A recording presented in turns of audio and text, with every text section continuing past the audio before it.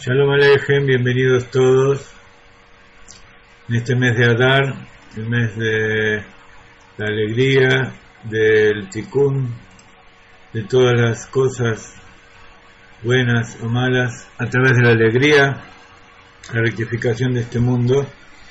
Vamos a dar comienzo a una de las últimas clases de este curso inicial de Kabbalah, basado en el libro del Rav Ginsburg, La estructura del alma. Y luego vamos a comenzar otro curso dentro de poquito para estudiantes avanzados, en el cual vamos a profundizar en todos estos temas y llevarlos a un nivel superior, meditaciones. Vamos a terminar las 30 clases de este curso, estamos en la 28, faltan otras 2 más. Y posiblemente después de Pesach comenzamos el otro curso que va a necesitar inscripción.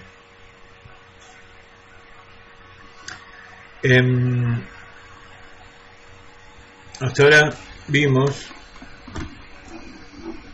cómo el ser humano actúa a 3 niveles. Uno es el nivel inconsciente, que se refleja en la mente. Otro es el nivel emocional. Y otro es el nivel el nivel natural, el nivel del comportamiento, de la conducta.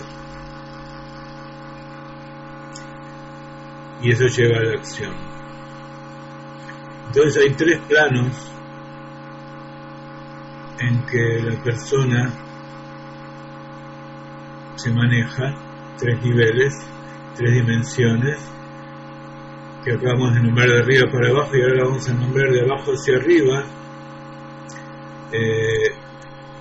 dándole un matiz diferente que tiene que ver con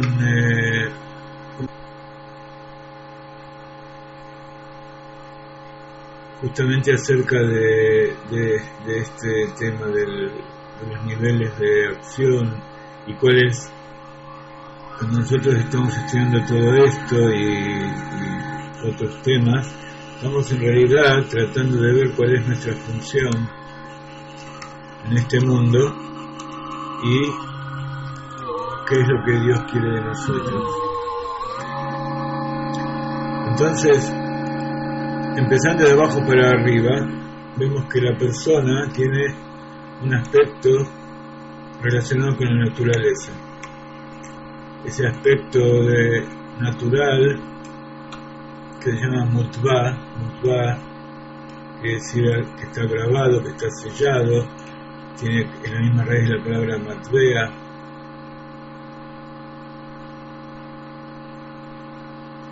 Hay un ruido de fondo porque la computadora empezó a hacer un ruido, así que voy a dejar, si me permiten, 30 segundos, me esperan y yo lo voy a solucionar. La Sefirot de Netzachot Yesod, en Kabbalah se llama Nehi, Netzachot Yesod,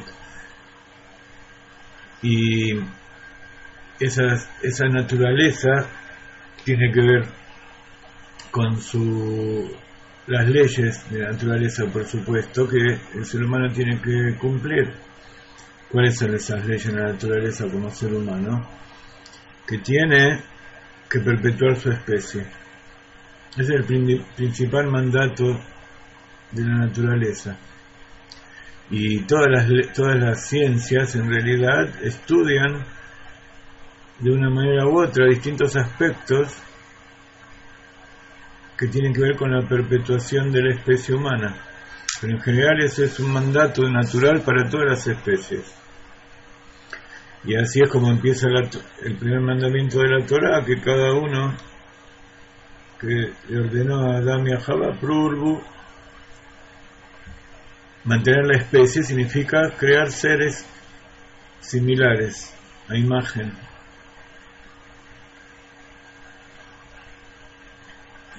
Y si lo ampliamos, esto significa también cuidar la salud, conseguir alimento, tener una familia, vivir.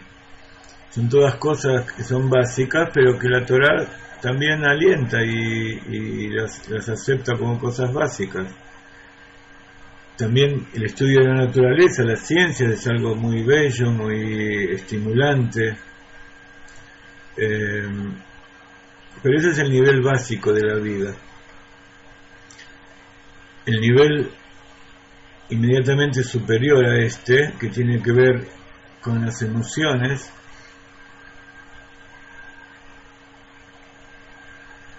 nos lleva a una responsabilidad que tiene el ser humano hacia sí mismo y hacia la sociedad, de adquirir responsabilidades.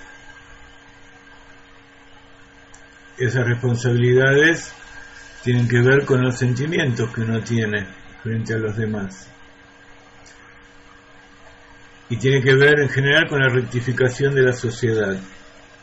Poner jueces, poner un rey, establecer cortes de justicia, hacer una equidad social, hacer que la sociedad sea más justa. Eso tiene que ver con un nivel superior a mantener las leyes naturales que puso Dios en este universo, y tiene que ver ya con nuestra cualidad de ser humano. Pero hay algo que está por encima de eso, y que es nuestra responsabilidad como enviados de Dios para hacer una tarea en este mundo. Y eso significa que cada uno tiene que encontrar su lugar y saber qué es lo que quiere Dios. Y eso implica también tener una relación con Dios, tener un reconocimiento de que existe Dios y que Él es el creador de todo lo demás, tanto de la sociedad, del ser humano, como de la naturaleza y de todo lo que existe, y que tiene un propósito, y que hay un propósito por el cual Él nos envió a este mundo.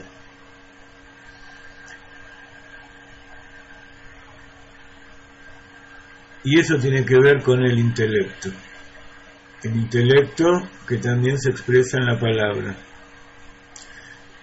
La palabra sirve más que nada para rectificar la sociedad, pero el intelecto nos sirve para conocer a Dios, para conectarnos con Dios y comprender, entender y llevar a cabo cuál es nuestra función en este mundo. Por eso, una persona que tiene todas sus necesidades básicas y está sano, e incluso tiene una tarea muy importante en la sociedad, o ya sea en el ejército, en la función pública, puede llegar a ser presidente de un país, que tiene que ver con los dos niveles inferiores todo esto. Cumple con todas sus responsabilidades, pero así todo puede seguir teniendo en su interior un vacío espiritual, un vacío en su interior que lo tiene que llenar. Y eso tiene que ver con algo que está por encima de la mente, que a nivel cósmico, a nivel divino, tiene que ver con el Tzimtzum, con la contracción inicial. Dios, para comenzar su tarea, produjo un vacío que Él luego lo llenó con luz, y alrededor de la luz, de esa línea de luz, creó todos los mundos. Por eso Él también dentro nuestro a veces genera un vacío, sentimos que tenemos un vacío en nuestra vida, que sentimos que no hay luz, y entonces a través de esa mente del Chabad, de las cualidades específicas que tiene el ser humano, que están justamente en sus atributos intelectuales, lo que se llama Mohin Be'etzem, la mente esencial, con ellos puede comprender cuál es su función y su conexión con Dios. ¿Y eso qué es? Es justamente llevar luz a ese vacío existencial que tiene y hacer esas cosas que a veces están por encima de la naturaleza, por encima de la lógica, por encima de las obligaciones sociales y comunitarias, y que a veces parecerían contradecir todo lo anterior. Pero, como decíamos antes, esa luz que viene del interior es la esencia y es el objetivo que Dios nos da para nosotros, y por supuesto no contradice las leyes de la naturaleza, ni las leyes de la sociedad, ni las obligaciones cívicas. Al contrario, la Torá alienta el cumplimiento de todas esas cosas. Pero todo eso es nada más que una base para llegar a la función especial. Y por eso está escrito en Kabbalah, y esa es la introducción que queríamos dar hoy, para llegar a este Malhut, es que esa línea de luz que se inviste, que se penetra en el vacío para llenarlo y crear toda la realidad, que en el alma humana sería que uno de repente descubre cuál es su función, cuál es su objetivo, cuál es su relación con Dios y para qué es todas las cosas. Y esa luz, dice la Kabbalah, es la Torah. La Torah, que tiene una parte interior, que es la Kabbalah, el Hasidut, todo lo que estudiamos nosotros, junto con lo que también estudiamos, que es la parte exterior, que es la parte revelada de la Torah. Entonces también esa Kab inicial, después de la contracción que penetra en el vacío, también tiene una parte interior, que es la esencia de la luz infinita, y tiene una parte exterior que se va ampliando y se va difundiendo, se va emanando para crear el mundo de Atzilut, se va creando los mundos para crear el mundo de Briah, se van formando los mundos en el mundo de Yetzirah, y se va haciendo, se va concretando el mundo de Asiá para llegar a este mundo material en que nosotros nos encontramos. Entonces, la verdadera realización de la persona es integrar todos esos aspectos. La naturaleza, por definición, tiende a desintegrar. En cambio, y esa es la parte revelada de la Torah.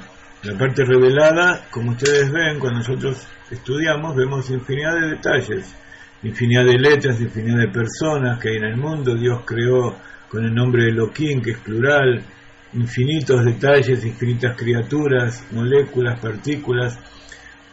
¿Y cuál es nuestra tarea? Integrar de nuevo todo eso, reconocer que todo es uno y que todo funciona, pero no para eliminar la individualidad de cada uno, sino para, así como en el cuerpo, cada uno de nosotros tenemos órganos y miembros que están integrados en todo un cuerpo, que juntos hacen una sola cosa, y que si alguno de ellos no está, todo el cuerpo anda mal, y que si todo el cuerpo no está, cada uno de ellos no puede existir.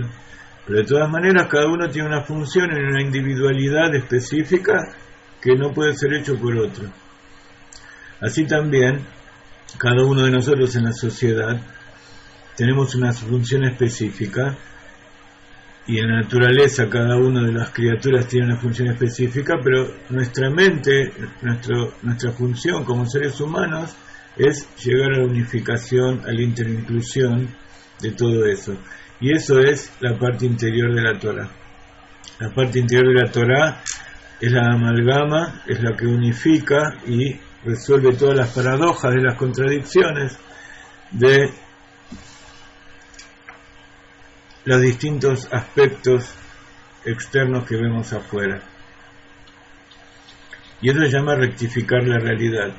Y cuando uno se dedica a eso, se da cuenta que descubrió cada uno dentro de su ámbito y de su función el objetivo de su vida. Entonces, en base a esto, tenemos que entender lo que es Malhut.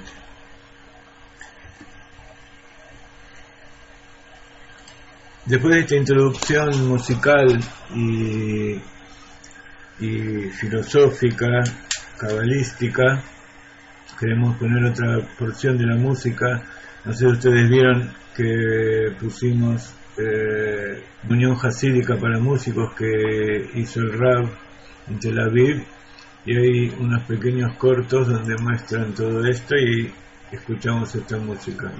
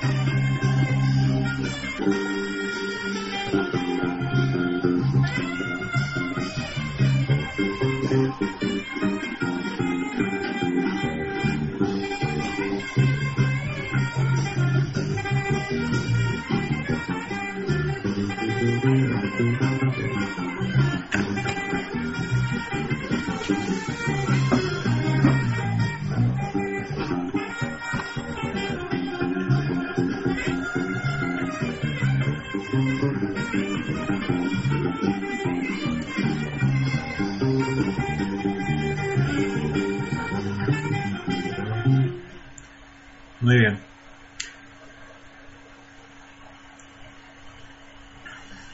Malhut, que significa reinado, específicamente el reinado divino. En Kabbalah tiene distintos nombres. Por un lado, como es sabido, representa a la novia, a la Ima Tata, a la madre inferior, en contrapartida de la Ima y la A, que es Binah.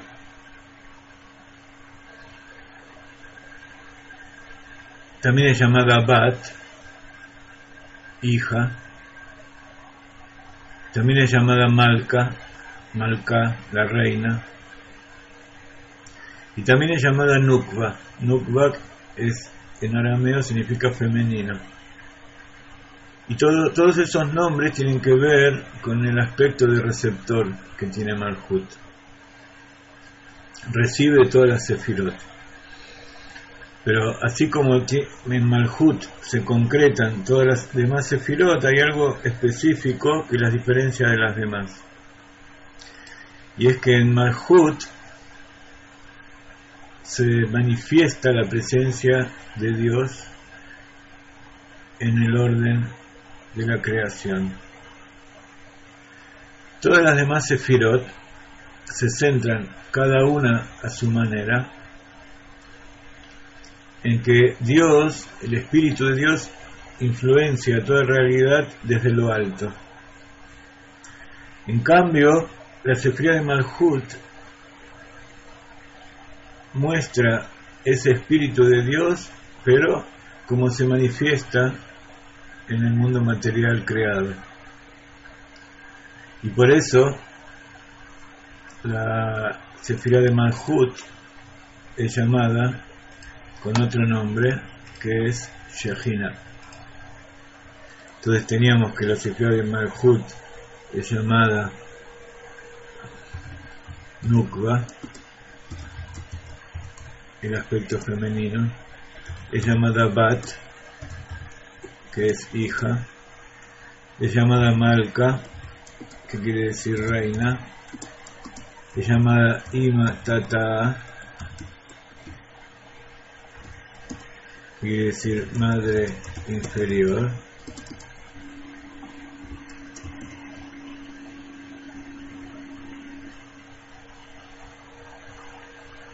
y todo eso está plasmado en esto que llamamos Shejina, que en general nadie sabe qué significa exactamente, pero lo traducimos como la presencia divina. ¿Qué es la presencia divina? En principio es la sefirá de Malhut de Atzilut, que es directamente una emanación de la luz infinita de Dios en lo alto. Pero esa sefirá Malhut de Atzilut es la primera que se conecta con los mundos inferiores, por el principio de que el final está incluido en el principio. Entonces la sefirá de Malhut es Keter del mundo de Briah, que a su vez en el mundo de Briah Malhut es Keter del mundo de Yetzirah, y Malhut de Yetzirah es Keter, la corona, el inconsciente, lo periférico de Malhut, de el mundo de Asiá. Y así Malhut de Asiá es la presencia divina que se inviste en este mundo material. Entonces, así como todas las sefirot descienden en un proceso de Ishtalshelut, de causa y consecuencia, en forma evolutiva, Malhut, en su concepto de presencia divina de Shejinah, es como que baja directamente, de forma directa, como decíamos, a través de esos agujeros negros que son los Malhut de cada mundo, y esa presencia divina se revela. Por supuesto, se revela para aquellos que lo pueden ver. En la época que estaba el templo sagrado de Jerusalén, esta presencia divina era evidente para incluso la mayoría de las personas, incluso para las personas, para los no judíos que venían, por supuesto cada uno en su nivel. En cambio ahora está dicho que cuando se destruyó el templo y el pueblo de Israel se fue al exilio, la presencia divina se fue con ellos.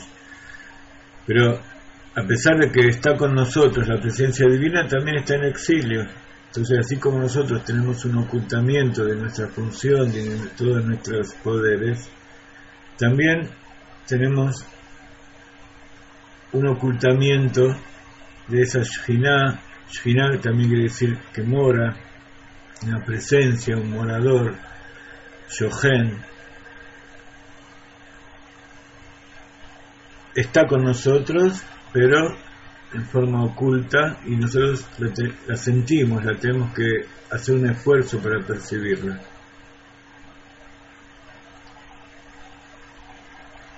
Entonces estamos empezando a darle a Malhut todas esas características que nos sirven para identificarla. Entonces esa Shekhinah significa que la luz infinita de Dios, el Or Ein Sof, de antes del Tzimtzum, que se inviste en la creación y pasa a ser el Malhut de cada mundo, reposa dentro de la creación. Y paradójicamente, esa es una de las grandes paradojas, la revelación de esa Shekhinah es más evidente en este mundo material inferior en que nosotros nos encontramos que en todos los mundos superiores.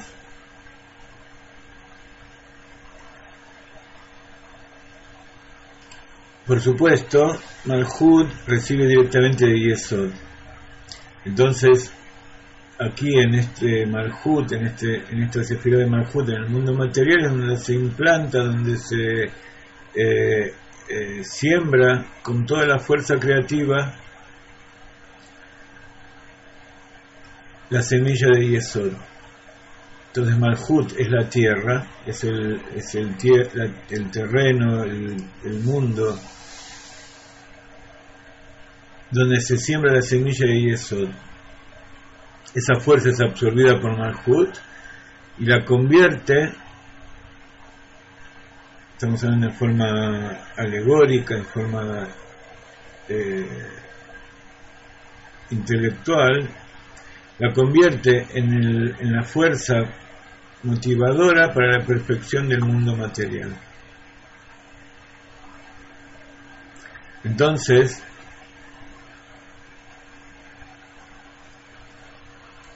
este es uno de las tareas de Malhut en este mundo, que es la rectificación de la creación. Todas las sefirot intervienen en la rectificación, pero como vemos, Malhut es la que interviene en forma más concreta y requiere dos aspectos. Malhut requiere dos aspectos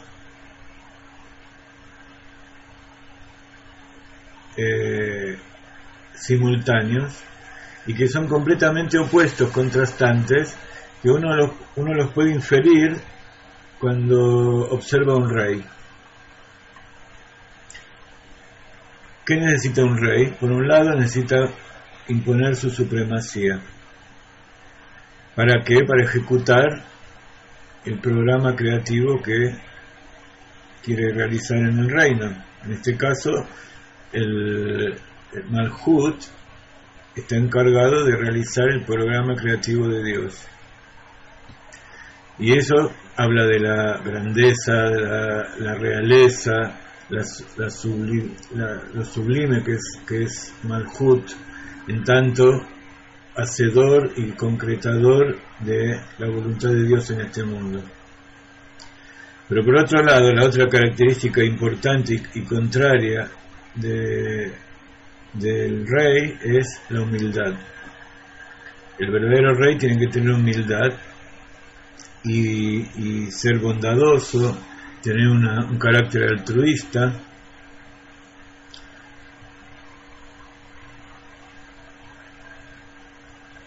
Y justamente esa intención, esa tentativa de influir y dominar el mundo material se vuelve palpable a través de sus actos de bondad. Entonces, cuando el rey realiza cosas buenas para los súbditos y para su reino, puede realizar mejor todo su plan creativo. Si su plan es apropiarse de todo y dejar a todos sin nada, con todos los grados intermedios que tiene eso, entonces si el reino no tiene material, no tiene combustible para seguir existiendo y trabajando, entonces su programa nunca va a poder llegar a ser. Entonces, cuanto más le da a sus súbditos y más se pone en postura de rey, entonces más sus súbditos van a querer hacer lo que él dice. Entonces, esto que sería la cualidad contraria a lo que uno supone que es un rey se llama shiflut. Shiflut, que es humildad, o como dice el rey David, yo me siento que soy nada dentro de mí.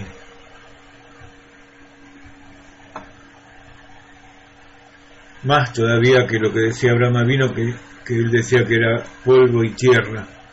Pero polvo y tierra, aunque sea lo más bajo, es algo. En cambio, él decía que él se sentía nada, despreciable. Entonces, este sentimiento de rebajarse, de disminuirse frente a todos los demás, implica que el rey tiene una actitud de servicio frente a los demás. Y entonces esas son las dos características imprescindibles. Por un lado, tener orgullo sin soberbia, sentirse dueño de atributos y cualidades especiales que solo él puede tener, y por eso es nombrado rey. Y por otro lado, sentir que todo eso está al servicio de alguien. Por un lado está al servicio de esa creación que Dios hizo, y por supuesto servicio al Creador.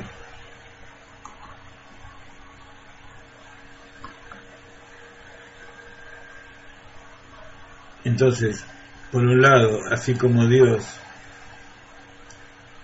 creó y de esa forma se rebajó para crear y darle libre albedrío y darle existencia a seres que niegan su existencia, ya sea en forma inconsciente o consciente, que se sienten seres individuales y separados, eso es una forma de humildad que muestra Dios.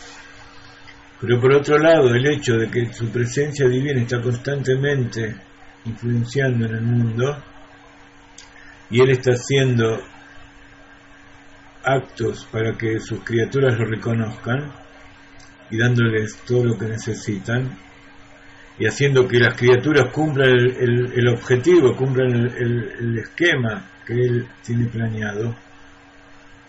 Entonces eso muestra los dos aspectos de lo que debe ser un rey.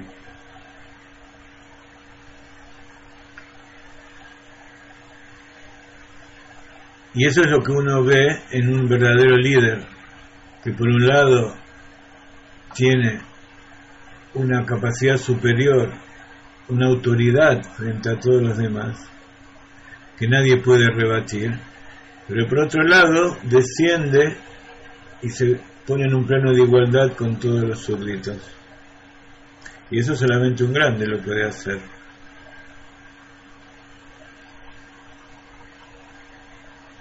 Y esa, en realidad, es la única forma de poder poner orden en ese desorden que Dios creó dentro de la naturaleza. Y porque la ley principal de la naturaleza, que es la ley de la entropía, dice que todo tiende al desorden. Y la forma que tiene Dios de mantener este mundo es poner seres humanos, simbolizados por esos 36 tzadikim ocultos y estos 36 tzadikim revelados, y el Mashiach, el líder de la generación, que son esas 73 almas que hay en cada generación, de justos que mantienen la existencia. Eso significa que luchan en contra de la entropía que tiende a desintegrar y dispersar, que es en definitiva la muerte.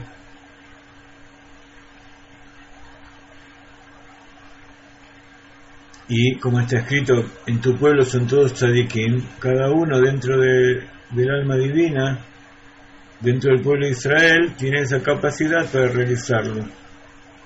Lo que pasa es que los tzadikim están constantemente realizando eso. Nosotros, cuando cumplimos los preceptos y somos conscientes de todo esto, traemos vida, producimos unificación, interinclusión en el universo, y cuando hacemos lo contrario se produce la desintegración. En la ciencia eso como se ve, cuando uno va de acuerdo con las leyes de la naturaleza, es sano, es feliz, vive más y mejor. Y cuando va en contra de las leyes de la naturaleza, pierde la salud, pierde la cordura, pierde su capacidad de perpetuar la especie, en definitiva. Y cuando pasa eso en medio de la rectificación de la sociedad, también, como dijimos antes, vemos este aspecto, y también funciona con nuestra relación con Dios. Entonces, son todos aspectos que uno tiene que estar luchando constantemente para poder estar integrándolos y que no se dispersen.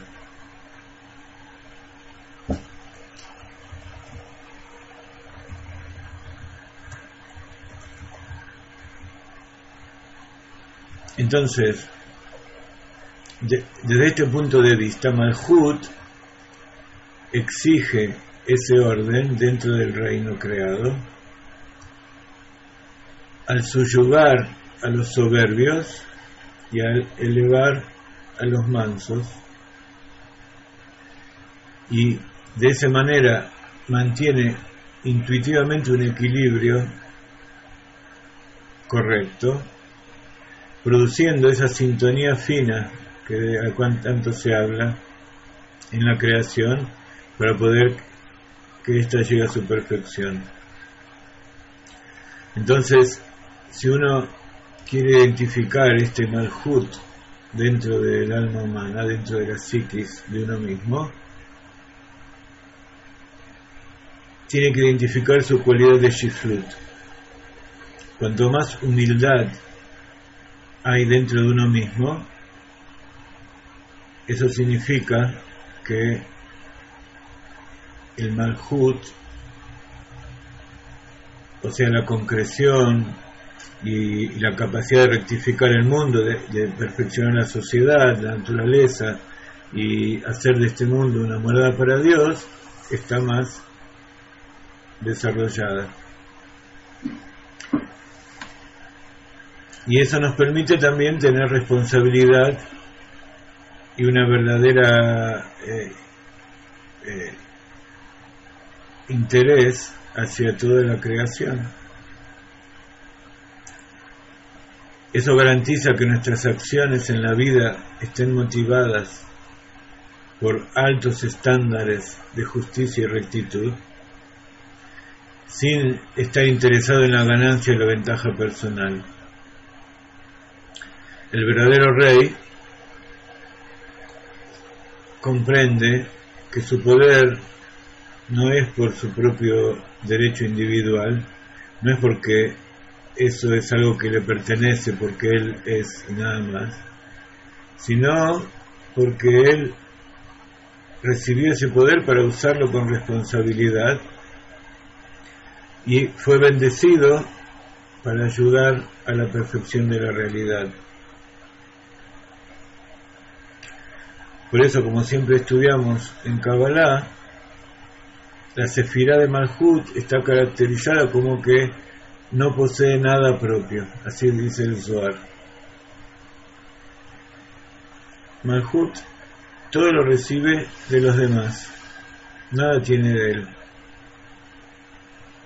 Y por eso el rey David, leemos en el Tanaj, en Shmuel, en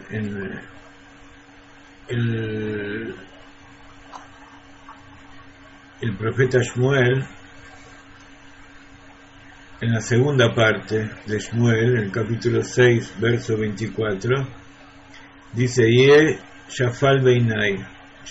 Shafal Beinai quiere decir despreciable, de la cualidad de Shiflut, que se puede traducir como humilde. Pero ¿quién es una persona humilde? Alguien que no se considera superior a los demás, alguien que no tiene importancia.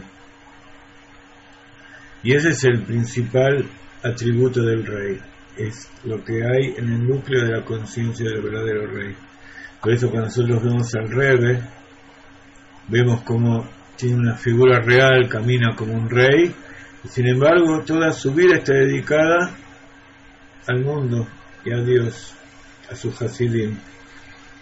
No tiene nada de él, no le importa, solo se ocupa de... Incluso su esposa comparte todas sus inquietudes y comparte esos mismos ideales, esa forma de vivir. Por eso su esposa también es una reina.